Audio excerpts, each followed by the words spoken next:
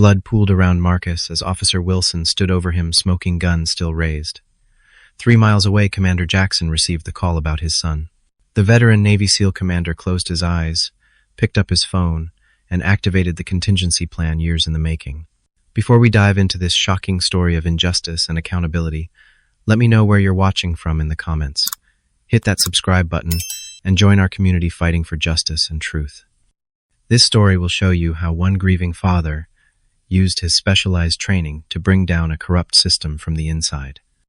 Marcus Johnson had always been careful. Growing up as the only son of Commander Isaiah Johnson, a decorated Navy SEAL with 30 years of service, Marcus had received countless lectures about how to conduct himself as a young black man in America. On this particular Tuesday afternoon, the 19-year-old pre-med student at Howard University was driving through the affluent neighborhood of Oakwood Heights to pick up his girlfriend Tasha for a study date. His car, a graduation gift from his father, drew immediate attention from Officer Richard Wilson, a 42-year-old police officer patrolling the area. Wilson, known among his colleagues for his aggressive tactics in what he called high-risk neighborhoods, immediately profiled Marcus as suspicious. The truth was that Wilson had a history of racial complaints spanning his 15-year career, but they had all been buried in personnel files and dismissed through the protective culture of the department. Wilson followed Marcus's car for several blocks, looking for any excuse to initiate a stop. When Marcus signaled for a right turn a few seconds later than Wilson deemed appropriate, the officer flipped on his lights and siren. Marcus pulled over, immediately positioning his car properly against the curb on Maple Avenue, a tree-lined street of million-dollar homes. He remembered everything his father had taught him. Keep your hands visible on the steering wheel. Move slowly. Announce your actions before you make them be respectful, but know your rights. Officer Wilson approached with his hand already resting on his holstered weapon, a posture he didn't take with the white drivers he pulled over. When Wilson reached the driver's side window, his face showed visible surprise at seeing a well-dressed young black man in such an expensive car. Marcus maintained perfect composure, addressing the officer respectfully. Wilson demanded license and registration, not bothering to inform Marcus of the reason for the stop. "Are you aware of why I pulled you over today?" Wilson asked, his tone suggesting he expected to catch Marcus in a lie. "No, sir. I don't believe I was speeding or violating any traffic laws," Marcus replied calmly. This seemed to irritate Wilson, who took the respectful response as a challenge to his authority. The fact that this kid, as Wilson thought of him, despite Marcus being a legal adult, would question his judgment made his blood boil. "You were driving suspiciously," Wilson said, a vague accusation that could mean anything or nothing. "You don't belong in this neighborhood." Marcus had heard this before. The implication clear: black people don't belong in wealthy white areas unless they're there to serve. From a nearby porch, Barbara Whitman, a 68-year-old retired teacher, noticed the interaction and felt uneasy about the officer's aggressive stance. She took out her phone and began recording discreetly. "Step out of the vehicle," Wilson ordered, his voice rising. Marcus, still following his father's instructions for these situations, asked calmly, "May I ask why I need to exit the vehicle, officer?" For Wilson, this simple question was the ultimate disrespect. He immediately reached for his weapon, pulling it from its holster and aiming it at Marcus through the car window. "I said get out of the car now!" Wilson shouted, his face contorted with rage. Marcus slowly raised his hands to show he wasn't a threat. As he reached for the door handle with his right hand, his wallet fell from his lap. Without thinking, Marcus reached down to catch it. "I need to get my ID," he said clearly, but Wilson had already made his decision. 3 shots rang out in rapid succession. Barbara Whitman screamed from her porch, her phone still recording, as Marcus's body slumped forward against the steering wheel. Blood began to spread across his light blue button-down shirt, a gift from his mother on his last birthday. Wilson stood there, gun still raised, as if surprised by his own actions. Then training kicked in, and he called for backup, his voice strangely calm, as he reported that shots had been fired, and a suspect was down after reaching for something. Wilson made no attempt to check Marcus's condition or provide any medical assistance. He simply stood by the car weapon still drawn, waiting for backup to arrive. Barbara continued recording, her hands shaking but her resolve firm. She captured Wilson's casual stance, his lack of urgency, and eventually the arrival of paramedics who pronounced Marcus dead at the scene. Only after the paramedics began their work did Wilson holster his weapon and begin searching the car and Marcus's belongings. That's when he found the military dependent ID card alongside Marcus's student ID from Howard University. The officer's face changed as he realized this wasn't just any black kid from the city. The name Johnson meant nothing to him at that moment, but the military connection sent a chill down his spine. Military families had resources connections and weren't as easily intimidated by police authority. By then, Barbara had stopped recording and was already uploading the video to social media. Within an hour, the unedited footage of a police officer shooting a clearly non-threatening young black man would begin spreading across the internet, one more addition to a tragic collection of similar videos. But this one would have very different consequences than most, because of who Marcus Johnson's father was and the network he had built over 3 decades of military service. Commander Isaiah Johnson was reviewing mission reports at the Naval Special Warfare Command when his secure phone rang. He recognized the local area code, but not the number itself. Something deep in his warrior's intuition told him to brace himself before answering. Commander Johnson, a female voice, said, "This is Detective Sandra Morris with the Metropolitan Police Department. There's been an incident involving your son Marcus." The words that followed seemed to come from very far away, as if traveling through water to reach his ears. Officer involved shooting. Pronounced dead at the scene. Apparent misunderstanding. Investigation ongoing. Internal affairs. Standard procedure. The detective's rehearsed phrases washed over him as 30 years of military discipline kept him from collapsing. "Thank you for the information, Detective," he said, his voice betraying none of the volcanic grief and rage building inside him. "I'll be making arrangements immediately. Is there anything else at this time?" The detective, clearly surprised by his composure, stammered that someone would be in touch about releasing his son's body once the medical examiner completed their work. As soon as the call ended, Isaiah closed his eyes and allowed himself exactly 60 seconds of raw emotion. In that minute, memories flooded through him, teaching 4-year-old Marcus to swim, 8-year-old Marcus proudly wearing his father's oversized Navy cap, 12-year-old Marcus asking thoughtful questions about why police seem to treat them differently, 16-year-old Marcus behind the wheel for his first driving lesson, and just 2 months ago Marcus in his graduation cap and gown full of promise and plans for medical school. The timer on Isaiah's watch beeped, signaling the end of his allotted grief time. Now it was time for action. Isaiah had survived and thrived through decades of service in an institution that hadn't always welcomed black men in leadership. He had navigated racism both subtle and overt throughout his career, rising to command through excellence that couldn't be denied. And through it all, he had built a network, a brotherhood that transcended race branch of service and political affiliation. Brothers and sisters who had bled together, saved each other's lives, and sworn oaths that went beyond their military service. Isaiah had always known this day might come. Not necessarily to his son, but to someone he loved. He had watched too many videos, read too many reports, attended too many funerals. So he had prepared creating Protocol Phoenix years ago, an organized response to the specific threat of police violence against his family. Isaiah's first call was to Lieutenant Commander Raymond Torres, his second in command and closest friend. "Ray," he said when Torres answered, "Phoenix is active." "Marcus." Those 3 words were all Torres needed. The lieutenant commander's voice shifted immediately from casual to mission-focused. "I'm on my way to you. Initial contacts going out now.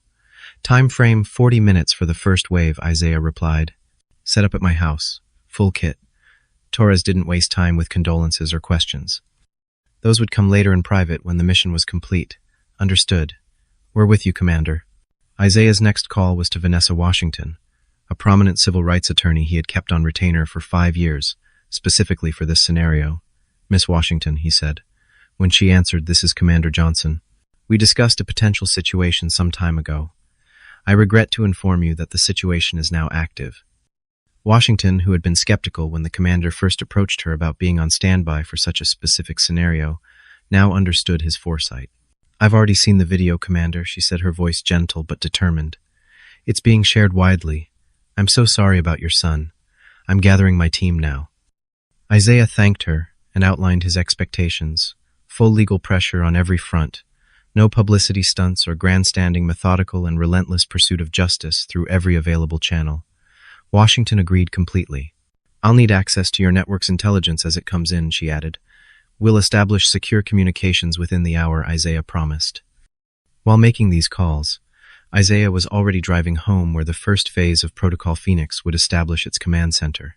His mind worked with machine-like precision, compartmentalizing his grief and channeling it into tactical planning. By the time Isaiah arrived at his house in a quiet suburban neighborhood, Lieutenant Commander Torres was already there with 3 other men and 2 women, all with military bearing despite their civilian clothes. Isaiah recognized Captain Darnell Williams from Army Rangers Master Chief, Gabriel Martinez, Major Lisa Chen from Air Force Intelligence, and Michael Peterson, known as Doc, a former SEAL medic who had served with Isaiah on multiple deployments.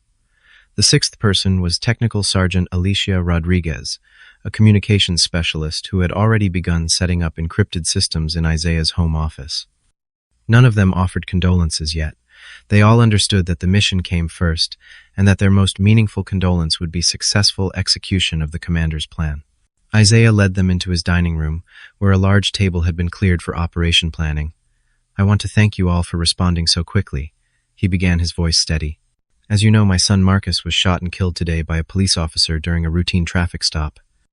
There is video evidence that the shooting was unjustified.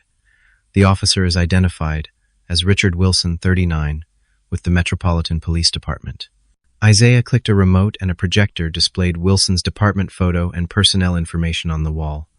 "Our mission is comprehensive justice pursued through legal media and intelligence channels. This is not about revenge. This is not about violence. This is about holding both an individual and a system accountable through perfectly legal means. Is that understood?" The team nodded in unison. Isaiah continued outlining the operation, assigning specific roles to each team member. Torres would coordinate the incoming operators and establish surveillance. Major Chen would lead intelligence gathering, focusing on Wilson's history and the department's patterns of behavior. Captain Williams would liaise with contacts inside law enforcement, who could provide insider information. Doc Peterson would analyze the medical aspects of the shooting and autopsy reports when available. Technical Sergeant Rodriguez would maintain communications and monitor social media reaction. Isaiah's phone buzzed with messages from more members of his network offering condolences and assistance. Within 2 hours of receiving the news of his son's death, Commander Johnson had mobilized over 20 highly trained former and active military personnel, all converging on his location or establishing positions near Officer Ballard, Wilson's home, and the police department. These weren't vigilantes seeking violence. They were professionals trained in intelligence, gathering surveillance, psychological operations, and strategic planning. Their weapons were information evidence and the law. By nightfall, Protocol Phoenix was fully operational. The neighborhood around Officer Richard Wilson's house had several new visitors in recently rented properties, vehicles parked with clear sightlines to his front door, and surveillance equipment monitoring his every move. Wilson had no idea that he was now the target of the most sophisticated operation ever deployed against a single police officer. He would soon discover that killing the wrong young black man would have consequences no police union could shield him from. Have you ever wondered what goes through the mind of a cop who just shot someone? What systems immediately activate to protect them from consequences? Officer Richard Wilson returned to the precinct with his hands still trembling slightly, adrenaline coursing through his system. The station buzzed with activity as news of the shooting spread, but Wilson noticed something odd. None of his fellow officers would meet his eyes directly. Captain Frank Reynolds, Wilson's supervisor and longtime drinking buddy, immediately ushered him into a private room. "Richie, we need to get ahead of this," Reynolds said, his jowly face serious. "Tell me exactly what happened, and don't leave anything out." "This isn't my first rodeo, Cap," Wilson replied defensively. "The kid was acting suspicious, driving a car that didn't fit the neighborhood. When I approached, he was combative, and then reached for something. I followed protocol." Reynolds nodded, but his expression remained concerned. "There's video, Richie. Some old lady was recording from her porch. It's already online." Wilson felt a cold knot form in his stomach. "What's it show?" Reynolds shrugged. "Haven't seen it yet, but word is it doesn't look good. Doesn't matter, though. We'll handle it like always.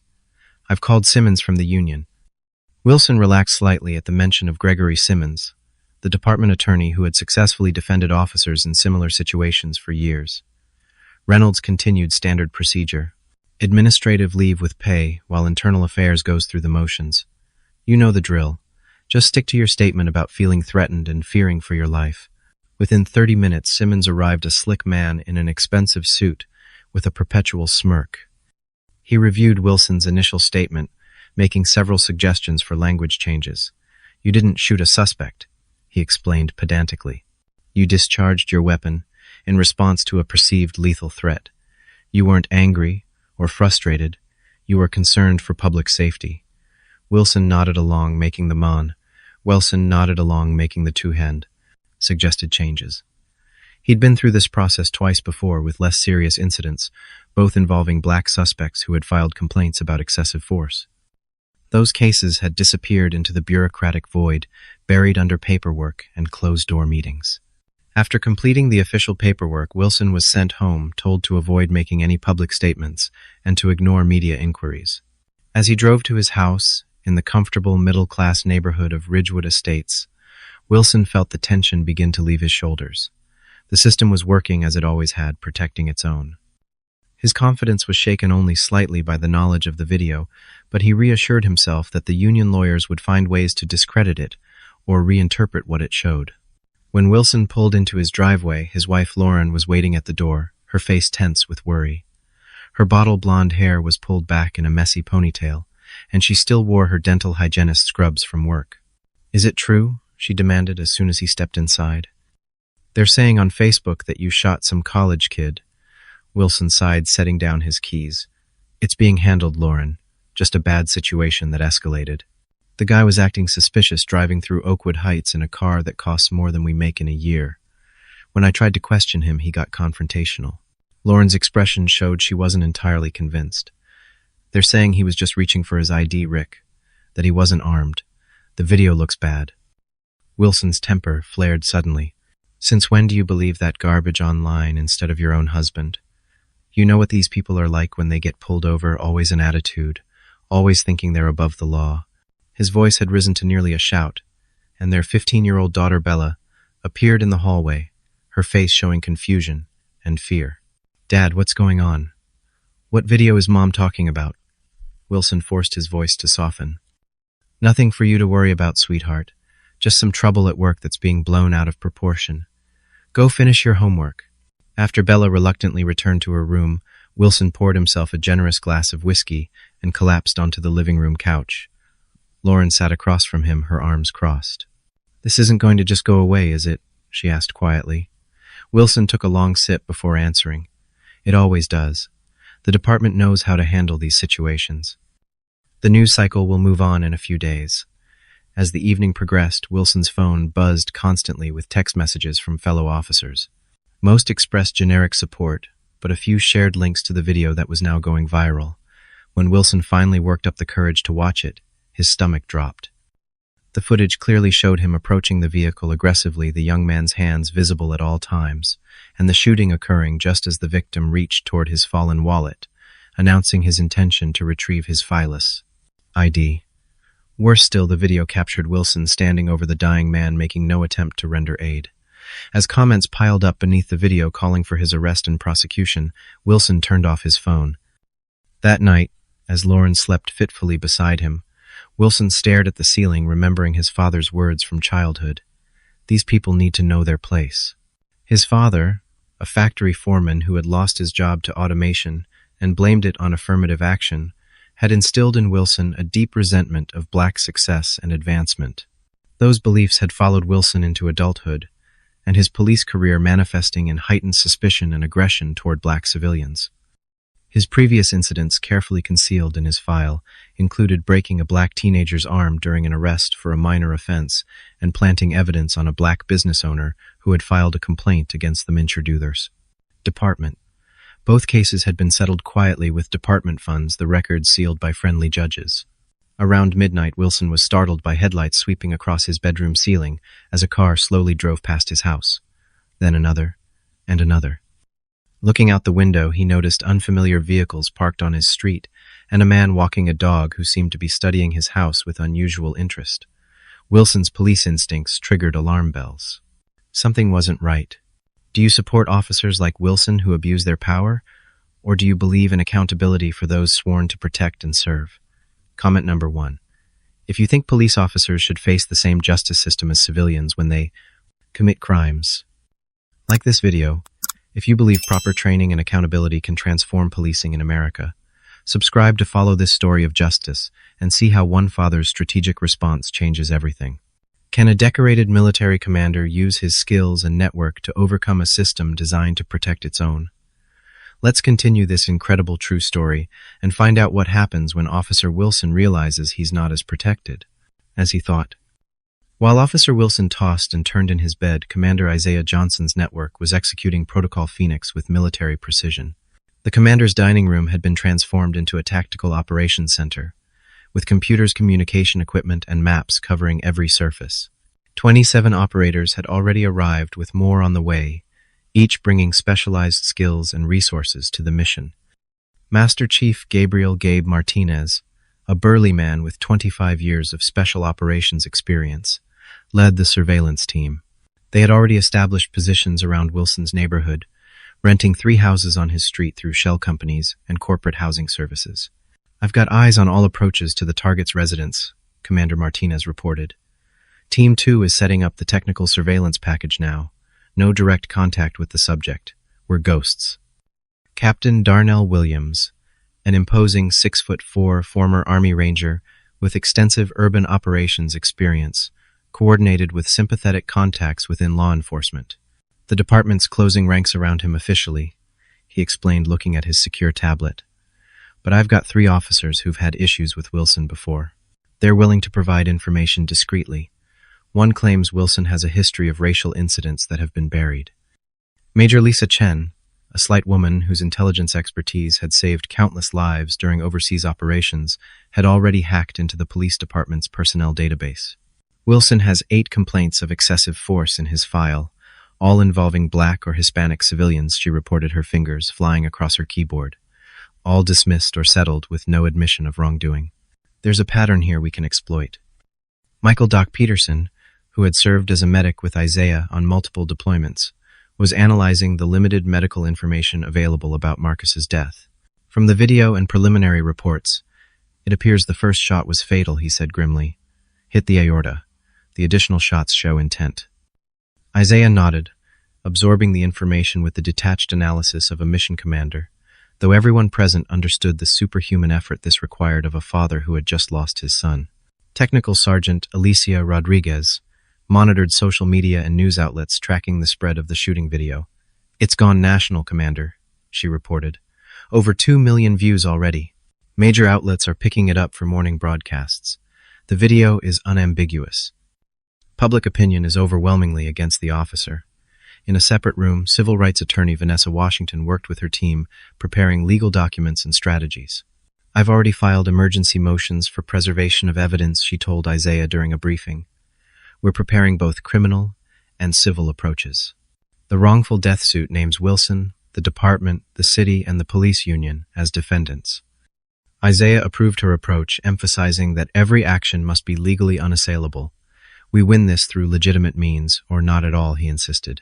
Lieutenant Commander Torres managed the incoming personnel and resources, assigning roles based on expertise. A psychological operations team, led by former Army Specialist Marcus Rivera, developed strategies to increase pressure on Wilson without direct contact. "We want him to feel watched at all times," Rivera explained. "Uncertainty and isolation are our weapons. Basic sleep deprivation techniques, random calls to his home phone throughout the night, vehicles driving by at irregular intervals, unfamiliar faces appearing and disappearing in his neighborhood. Nothing illegal, nothing threatening, just enough to keep him off balance."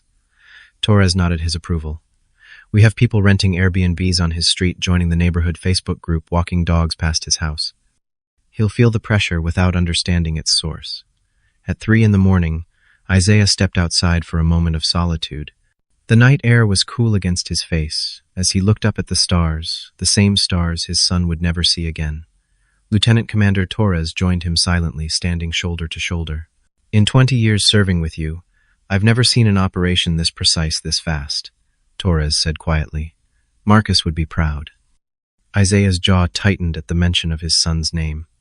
"When I taught him to drive, I gave him the talk that every Black father gives his son," he said, his voice low and controlled, hands visible.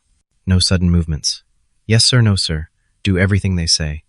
I told him it might feel humiliating, but it would keep him alive. I was wrong, Ray. The advice didn't save him. He did everything right, and that officer still shot him 3 times. Torres placed a hand on his commander's shoulder, a rare breach of military formality that spoke to their years of friendship. "Then we changed the system," he said simply. "That's what Phoenix is really about." By dawn, the operation had expanded significantly. Surveillance teams monitored the police department, the district attorney's office, and city hall. Intelligence teams gathered information on key decision-makers in the legal system. Media specialists prepared strategic information releases. Technical experts established secure communications and gathered electronic evidence. Financial analysts traced the money protecting corrupt officers through settlements and legal defense funds. As the sun rose over the city, Richard Wilson had no idea that he was at the center of the most sophisticated intelligence operation ever deployed against a police officer. He would soon discover that he had made the worst mistake of his life when he pulled the trigger 3 times, ending the life of a decorated commander's only son. The system that had always protected Wilson was about to meet a force it had never encountered before, a grieving father with the training resources and network to demand justice by any legal means necessary. Officer Richard Wilson woke on day 2 after the shooting with a pounding headache, the result of too much whiskey and too little sleep.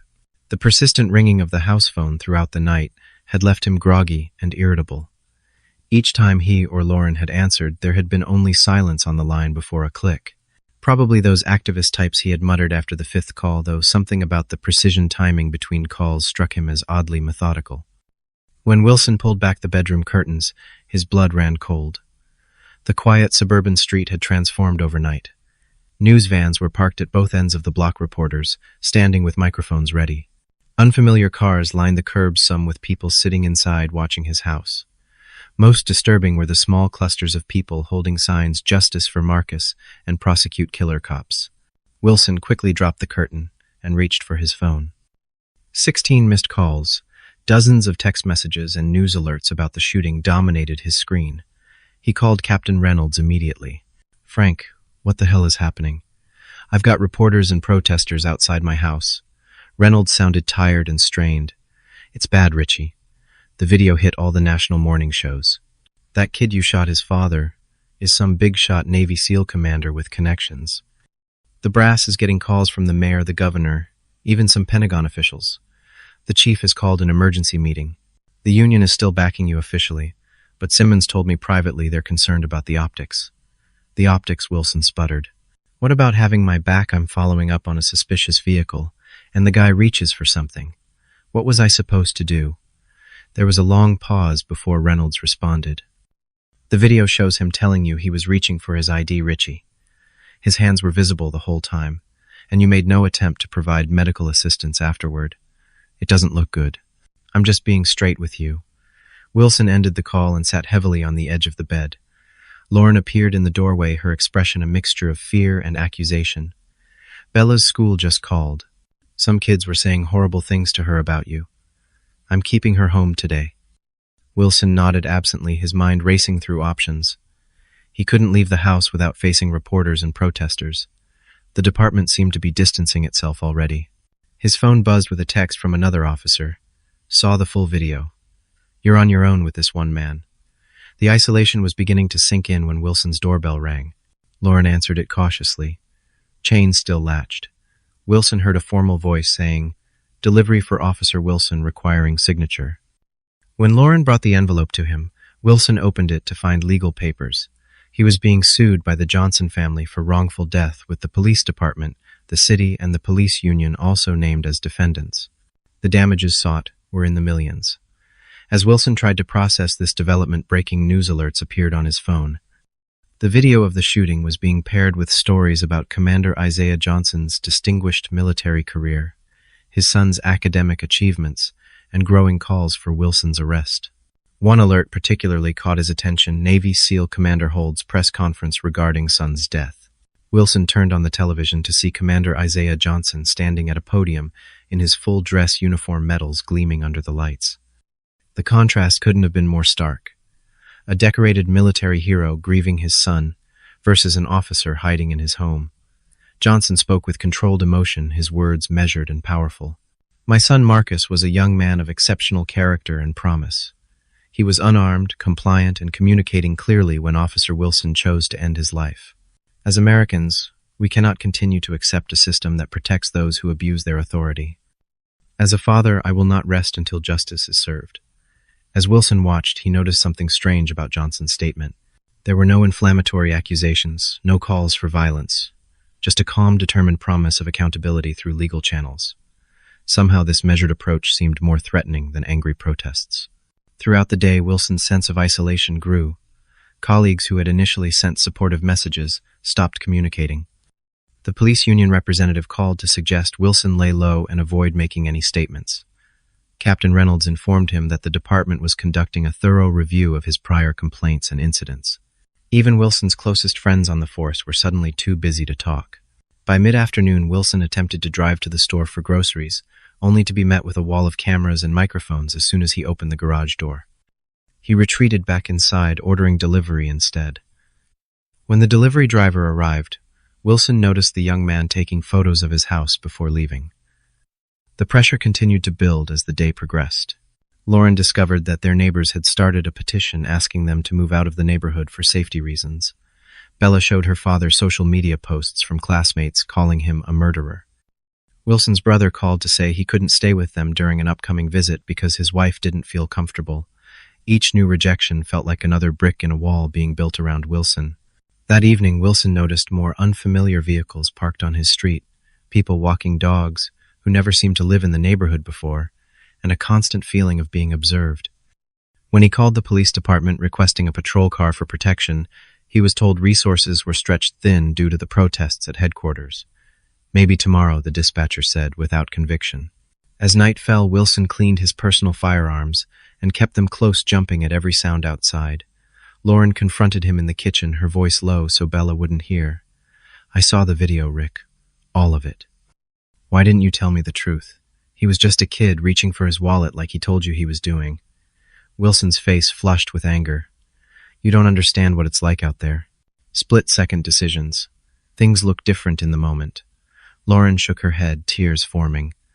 "Number, I've stood by you through everything, but this time the video shows exactly what happened. You shot him because you saw a young black man in an expensive car and decided he didn't belong there." Wilson raised his hand as if to strike her, then caught himself horrified at his impulse. Lauren stepped back, fear in her eyes. "I'm taking Bella to my sister's tomorrow," she said quietly. "We need some time away from this." Just as Wilson began to protest, every light in the house suddenly went out. The entire block had lost power. In the sudden darkness, Wilson grabbed his service weapon and moved to the window.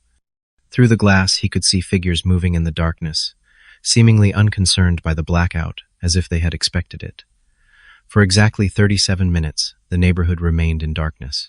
When the power returned, the street appeared normal again, but Wilson couldn't shake the feeling that the blackout had been deliberate, a demonstration of someone's control over his environment. He didn't sleep at all that night, watching the street from his window, jumping at every shadow and sound. By morning, the once confident officer was a man under siege, his certainty crumbling, his support system evaporating, and his sense of security shattered. And he still had no idea that every aspect of his growing isolation was being carefully orchestrated by a grieving father's network of elite operators. What would you do if the entire system that once protected you suddenly turned against you? By day 3 after the shooting, Officer Richard Wilson was witnessing this transformation firsthand. The mayor, facing intense public pressure and media scrutiny, held a press conference on the steps of City Hall. "We are committed to a thorough, transparent investigation into this tragic incident," Mayor Eleanor Phillips announced, carefully avoiding any direct reference to Wilson. "To that end, I am announcing the formation of an independent review board to examine not only this case but our entire police department's policies on use of force and accountability measures." Wilson watched the press conference on his living room television, noting how the mayor, who had spoken at his police academy graduation and called officers the city's finest, now couldn't even say his name. Shortly after the mayor's announcement, Wilson received an official notification he was being placed on unpaid administrative leave, pending the outcome of multiple investigations. The police union, which had initially promised full support, now informed him that they would provide limited legal representation, but were distancing themselves from public defense of his actions. The foundation of protection Wilson had always counted on was crumbling beneath him. Unknown to Wilson, his sudden abandonment was being accelerated by Commander Johnson's strategic pressure on key decision-makers. That morning, Johnson had requested a private meeting with Police Commissioner Harold Bridges, a meeting the commissioner couldn't refuse, given Johnson's military status and the national attention on the case. In the commissioner's wood-paneled office, Johnson sat in full uniform, a file folder on his lap. "Commissioner, I appreciate you making time for me." Johnson began with formal politeness. "I'll be direct. My team has compiled extensive evidence of Officer Wilson's history of racial incidents and the department's systematic concealment of his behavior."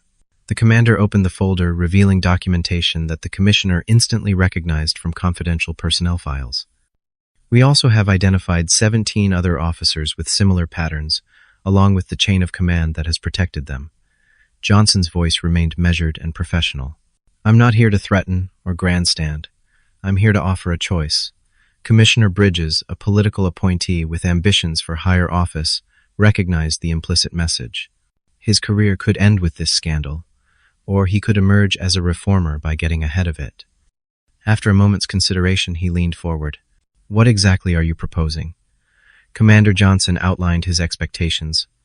Wilson's immediate suspension, full cooperation with both internal and external investigations, and the commissioner's public commitment to departmental reform. By the time Johnson left the commissioner's office, he had secured not just promises but specific actions. Within hours, internal affairs investigators were interviewing Wilson's colleagues about his history and behavior. Captain Frank Reynolds, seeing the direction of the wind, made a calculation to save his own career. When internal affairs questioned him about previous incidents involving Wilson Reynolds, provided details about complaints that had been buried and evidence that had been overlooked.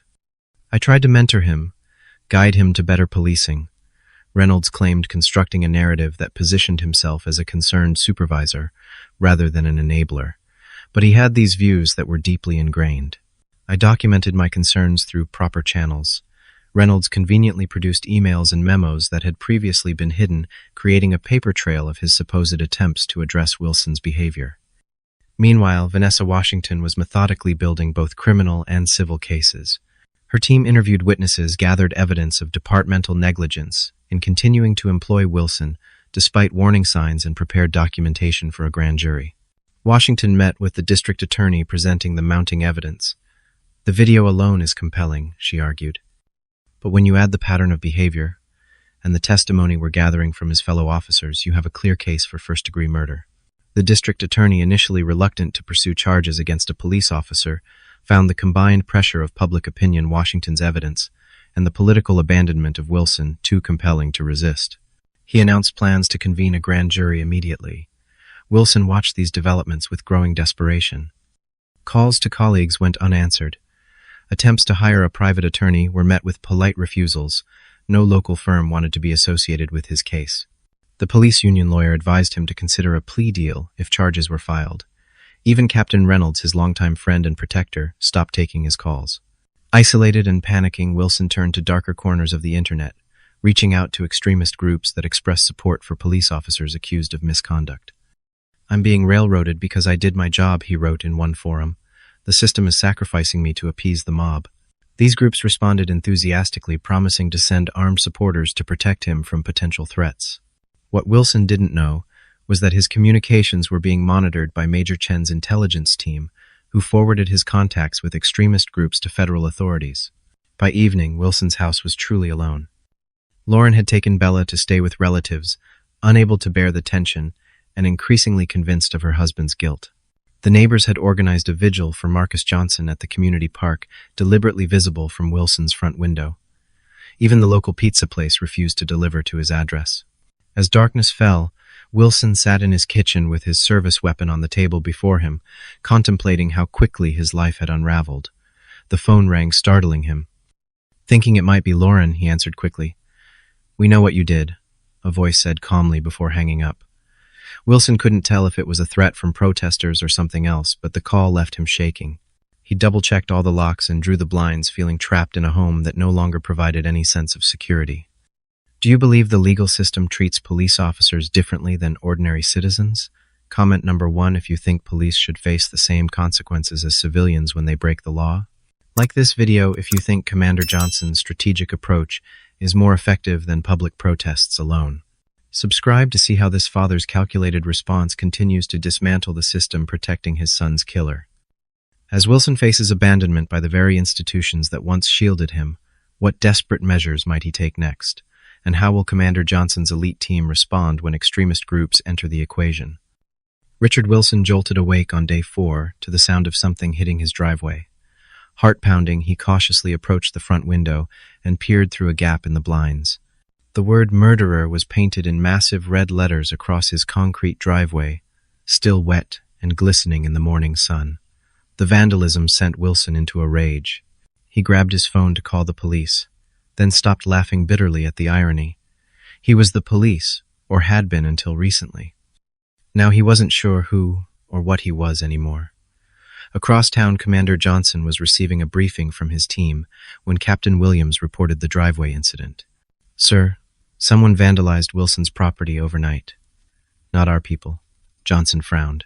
"I want it clear to everyone we operate within the law. Period. No vigilante actions, no property damage, no threats. Our strength is precision and legitimacy. Find out who did it, and make sure they're not connected to us in any way." Wilson, unaware of Johnson's disapproval of the vandalism, interpreted the act as escalation from protesters. He dragged furniture against the front and back doors, creating makeshift barricades. He retrieved all his firearms, loading them and placing them strategically throughout the house. The rational part of his mind knew he was overreacting, but fear and isolation had begun to erode his judgment. When his phone rang with an unfamiliar number, Wilson answered cautiously. "Officer Wilson, this is Claire Dawson from the District Attorney's Office. You're being subpoenaed to appear before the grand jury tomorrow at 9 a.m. Failure to appear will result in a warrant for your arrest." Wilson's mouth went dry. Grand jury already, but the investigation just started. The woman's voice remained professionally detached. "The subpoena will be delivered to your residence within the hour. Please acknowledge that you've been notified."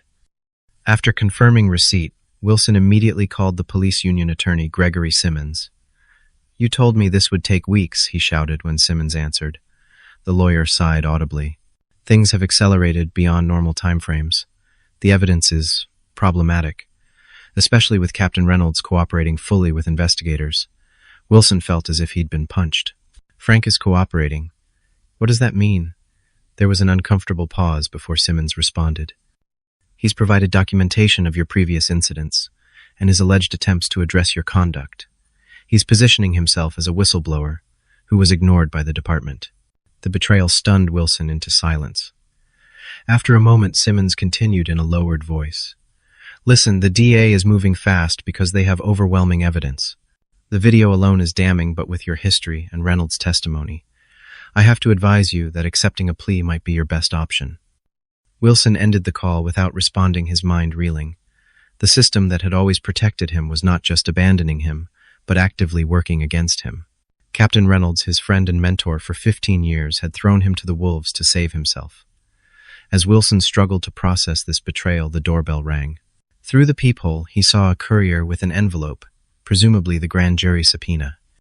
Wilson opened the door just enough to snatch the envelope before quickly closing and relocking it. The document confirmed his required appearance the next morning. Panic rose in Wilson's chest as he realized he had no strategy, no support system, and seemingly no options. In desperation, he called Reynolds directly, hoping their years of friendship might count for something. "Frank, it's me," he said when Reynolds answered. "I heard you're talking to Internal Affairs." Reynolds' voice was defensive and cold. "I'm doing what I have to do, Richie. You crossed a line this time. I can't cover for you anymore." Wilson's desperation turned to anger. "Cover for me? You encouraged every action I ever took. You laughed when I put that dealer in the hospital. You helped me word my reports to avoid reviews. Don't pretend you're some reformer now."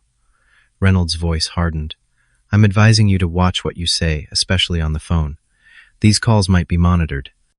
Then, in a tone that suggested he was speaking for potential listeners, he added, "I've always tried to guide officers toward proper procedure and documented my concerns about your conduct." Wilson realized with growing horror that Reynolds was creating a record on this very call, establishing his narrative at Wilson's expense. Enraged, Wilson unleashed a tirade of threats and accusations, incriminating himself further with each word. Reynolds remained silent, letting him rant, essentially collecting more evidence. Only when Wilson finally exhausted himself did Reynolds speak again. "This conversation is over. I suggest you comply with the subpoena and get proper legal advice." The line went dead, leaving Wilson breathing heavily, surrounded by his barricaded doors and loaded weapons. His phone buzzed with a news alert: grand jury convened in police shooting of Navy SEAL's son. The article featured side-by-side photos: Marcus in his graduation cap and gown smiling broadly, and Wilson's official police portrait. The contrast couldn't have been more damaging to Wilson's case. As afternoon turned to evening, Wilson began drinking heavily, starting with beer and progressing to straight whiskey. He logged on to extremist forums, finding validation for his persecution complex in their messages of support. Several users promised they were mobilizing to come protect him from deep state actors seeking to make him a scapegoat. In his increasingly intoxicated state, Wilson began posting his own messages revealing his address and encouraging armed supporters to come stand guard. "He's got the whole system after me," he wrote. "They're protecting one of their elite instead of a cop doing his job. Time to show them we won't be sacrificed for political correctness." Unknown to Wilson, every word he typed was being monitored by Major Chen's intelligence team, who immediately alerted Commander Johnson to the potential escalation. Sir Wilson is organizing armed civilians to his location. He's highly intoxicated and making threats online. Johnson's response was immediate: alert local law enforcement to the potential armed standoff. "We're not engaging directly, but we need to contain this situation before civilians get hurt." Within an hour, police had established a perimeter around Wilson's neighborhood, stopping vehicles and questioning drivers. Most of the would-be supporters were turned away, but a few had already arrived and taken positions near Wilson's house, carrying visible sidearms and communicating via radio. Wilson, now dangerously drunk, began making increasingly threatening posts online. "They want to take me down, I'll take some with me," he wrote, along with references to his military-grade weapons and tactical training. The posts were immediately flagged by monitoring systems, escalating the law enforcement response. By midnight, what had begun as a legal operation by Commander Johnson's network had transformed into a volatile standoff. SWAT teams positioned around the perimeter, crisis negotiators were called in, and evacuation orders were issued for nearby homes. Wilson barricaded inside with his weapons, surrounded by a few armed supporters outside, and police tactical teams beyond them had reached his breaking point. The man who had always been protected by the system was now its target, and his fragile sense of identity couldn't withstand the reversal. As floodlights illuminated his house and helicopter rotors thundered overhead, Wilson clutched his service weapon and waited for whatever would come next, too far gone in fear, rage, and alcohol to see any path forward. Dawn broke on day 5, with Officer Richard Wilson's neighborhood transformed into what resembled a war zone. Police barriers blocked every street entrance. SWAT teams positioned behind armored vehicles and crisis negotiators had established a command post 2 blocks away. News helicopters circled overhead, broadcasting live footage of the standoff to a national audience. Inside his house, Wilson had finally passed out from exhaustion and alcohol around 4 a.m., only to be jolted awake at 6 by the sound of a police bullhorn. "Richard Wilson, this is Captain Gerald Mercer with Metro Police Special Response Team. You are surrounded.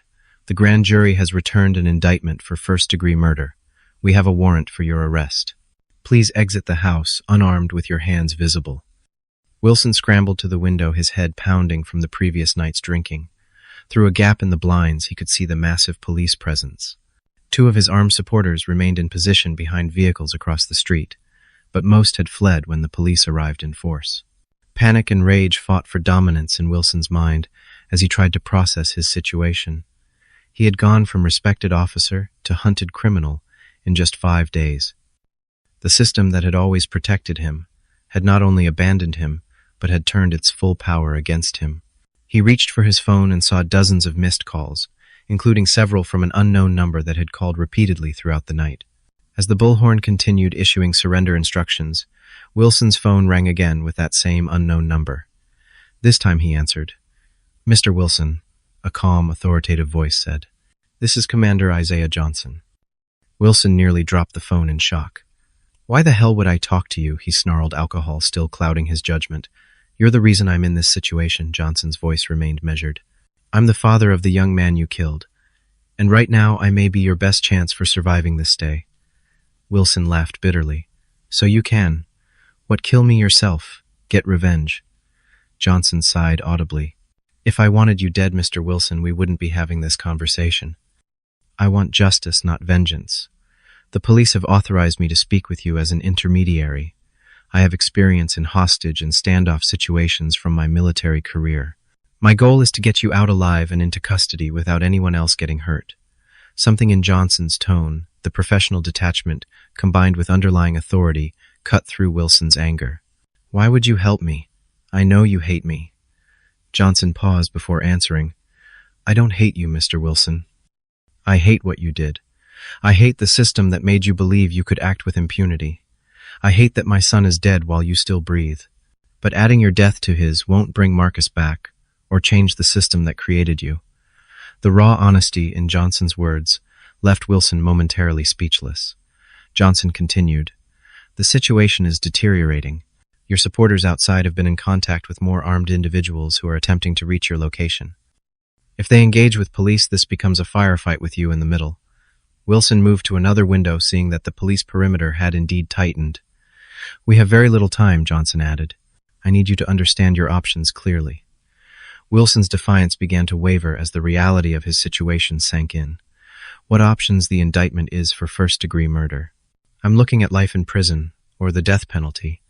This is all about making an example of me. Johnson's voice remained steady. You're partly right. This case is bigger than just you. But rushing out with guns blazing or forcing police to storm the house only guarantees one outcome. Your death won't serve anyone's interests, not even your family's. Mention of his family triggered something in Wilson. Have you talked to my wife? My daughter spoken with your wife briefly? Yes, Johnson confirmed. She and your daughter are safe at her sister's house. They're watching this unfold on television, terrified that you're going to die today. Is that what you want? Bella's last memory of her father-to-be? Wilson sank onto his couch, the weight of the past 5 days crushing down on him. Through the alcoholic haze and desperate fear, a moment of clarity emerged. He had ruined his life, ended another, and now stood to devastate his daughter's future as well. What happens if I surrender? Johnson outlined the process. Wilson would exit unarmed, be taken into custody, and face the legal process. Johnson promised to ensure Wilson's physical safety during the arrest and detention, preventing any retribution from angry officers or inmates. As they spoke, Wilson's phone pinged with messages from his remaining supporters outside, urging him to stand his ground and warning of a government conspiracy against him.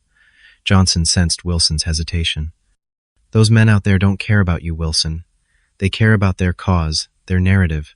They're willing to let you die for it. Are you willing to die for them? The standoff had reached its critical moment when a new complication arose.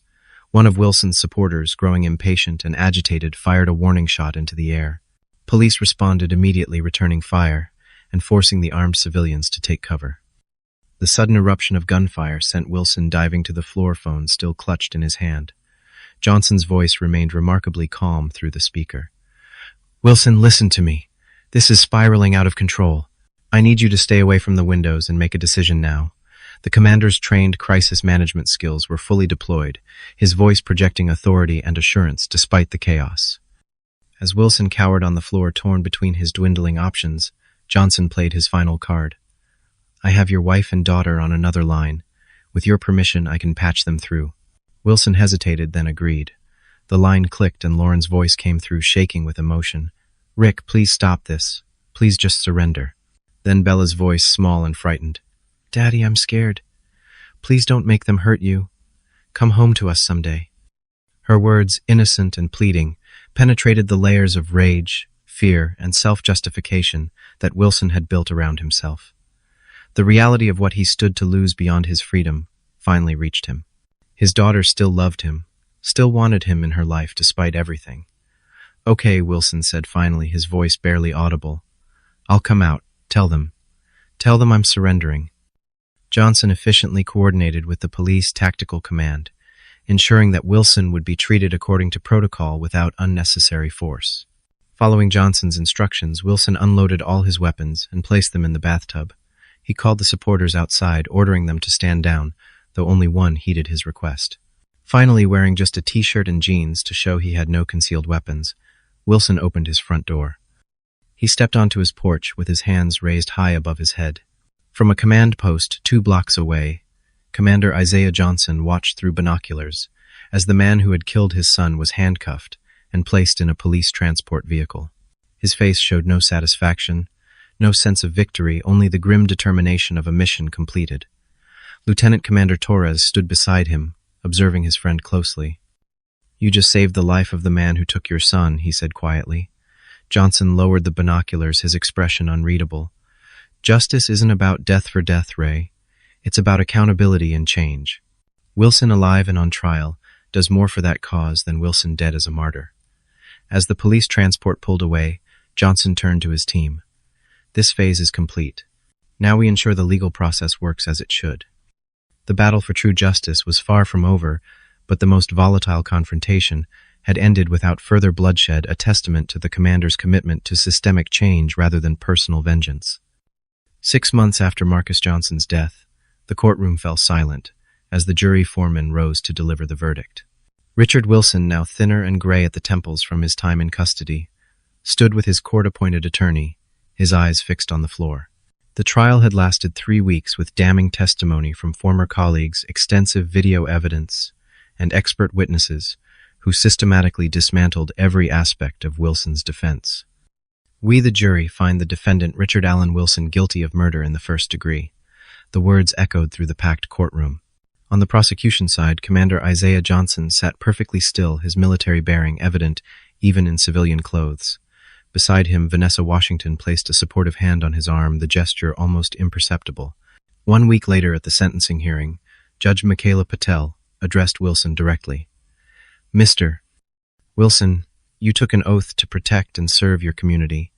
Instead, you allowed racial bias to corrupt that sacred duty, resulting in the death of a promising young man who had done nothing wrong. The court sentences you to life imprisonment without the possibility of parole." Before Wilson was led away, Commander Johnson approached the podium to deliver his victim impact statement. He stood tall in his dress, uniform medals reflecting the courtroom, lights, his voice steady and clear. "My son Marcus was 19 years old when Officer Wilson ended his life. He was studying to become a doctor, determined to help others. He followed every instruction he was given during that traffic stop, just as I had taught him to do. His compliance did not save him." The commander paused, looking directly at Wilson for the first time. "I want to speak not just about what our family lost, but what this case represents.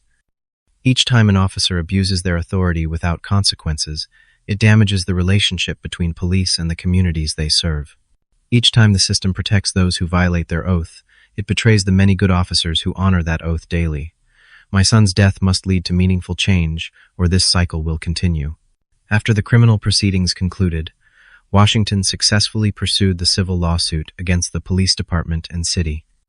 The landmark $25 million settlement established the Marcus Johnson Foundation for Police Accountability and Reform.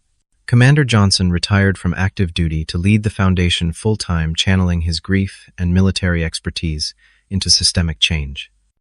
The foundation focused on 3 main areas: advocating for independent oversight of police departments, providing legal resources for victims of police misconduct, and developing new training protocols to address implicit bias and de-escalation techniques. Captain Frank Reynolds and 3 other supervising officers faced criminal charges for their roles in covering up Wilson's previous misconduct.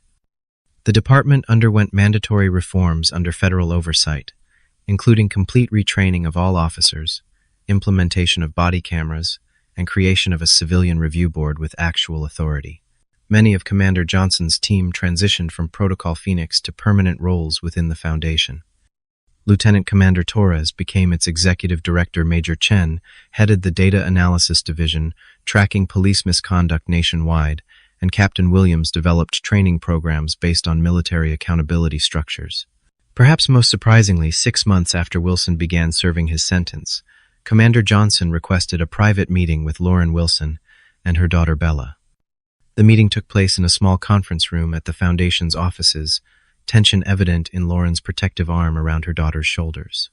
"I wanted to meet with you," Johnson explained gently, "because you are also victims of this tragedy, though, in a very different way. My foundation is establishing a scholarship program for children affected by police misconduct, including families of officers convicted of crimes. Bella would be eligible for this support for her education." Lauren's suspicion was evident. "Why would you help us? After what Rick did to your son, Johnson's expression remained composed, though the pain was visible in his eyes. Because continuing the cycle of punishment to include innocent family members solves nothing. Bella didn't choose her father's actions. Her education and future shouldn't be sacrificed because of them. This unexpected compassion from the man who had systematically dismantled her husband's life and career brought tears to Lauren's eyes. As the Foundation's work expanded nationally, the video of Marcus's shooting, initially a source of public outrage, was repurposed as a teaching tool in police academies across the country. It became part of a comprehensive training module on implicit bias, proper traffic stop procedures, and the consequences of split-second decisions made without proper assessment. On the one-year anniversary of Marcus's death, Commander Johnson visited his son's grave alone. He placed fresh flowers beside the headstone, along with Marcus's framed acceptance letter to medical school. Standing in the quiet cemetery, Johnson allowed himself a rare moment of public emotion. "We did it, son," he said softly. "The system didn't win this time." But he found no satisfaction in the victory, no sense of closure in the justice achieved. The hole left by his son's absence remained a wound that accomplishments and accolades could never heal. As Johnson prepared to leave the cemetery, his phone rang with news that would add an unexpected final chapter to the story. A young man named Tyler, one of Bella Wilson's classmates, had come forward with information about Marcus. It turned out that Marcus had been volunteering as a tutor in an after-school program where Tyler and several other students, including friends of Bella Wilson, received help with science and math. Marcus had never mentioned this connection to his father, perhaps not even realizing that the teens he was helping included friends of his killer's daughter.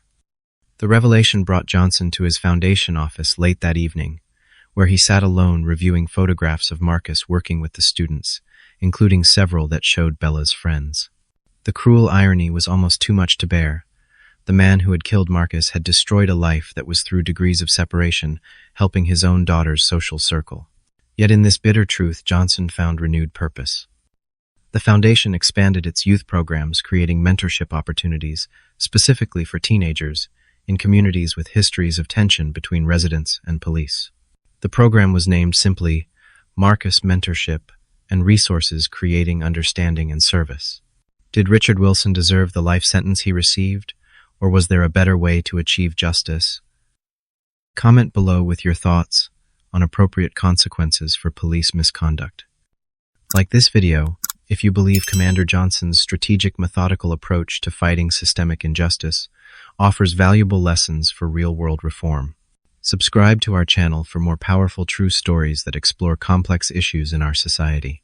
Share this video with someone who needs to understand how accountability can be achieved through intelligence and determination rather than violence. Thank you for joining us for this painful but important journey through one father's quest for justice. May we all find the courage to stand against injustice wherever we encounter it. This powerful narrative reveals how institutional protection can shield those who abuse power until confronted by equal or greater force. Commander Johnson's strategic response demonstrates that fighting systemic injustice requires more than emotional reactions. It demands methodical, coordinated action through legal channels. The story illustrates how racism in policing persists, not because of bad apples, but through systems designed to protect officers regardless of misconduct. Johnson's approach shows that accountability can be achieved without sacrificing principles or resorting to vengeance. His decision to save Wilson's life, despite his justified anger, highlights that true justice focuses on systemic change rather than personal retribution.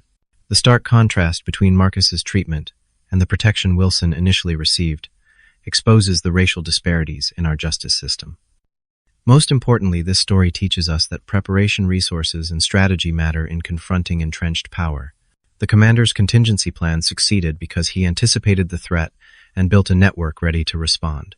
For marginalized communities, this suggests that collective organization, strategic thinking, and leveraging institutional knowledge are essential tools in the fight for justice and accountability. What would you do if faced with injustice against someone you love? Would you have the strength to pursue accountability through proper channels like Commander Johnson, or would rage consume you? Share your thoughts in the comments below. If this story moved you to think differently about justice and accountability, please hit that like button to help others find this important narrative. Subscribe to our channel for more powerful stories that challenge how we think about race, justice, and the systems that shape our society. Share this video with someone struggling to understand why police accountability matters. Sometimes the most powerful way to change hearts is through stories rather than statistics. Thank you for taking this journey with us through one father's fight against a system designed to protect those who abuse their power. May we all find the courage to stand for justice even when the path is difficult.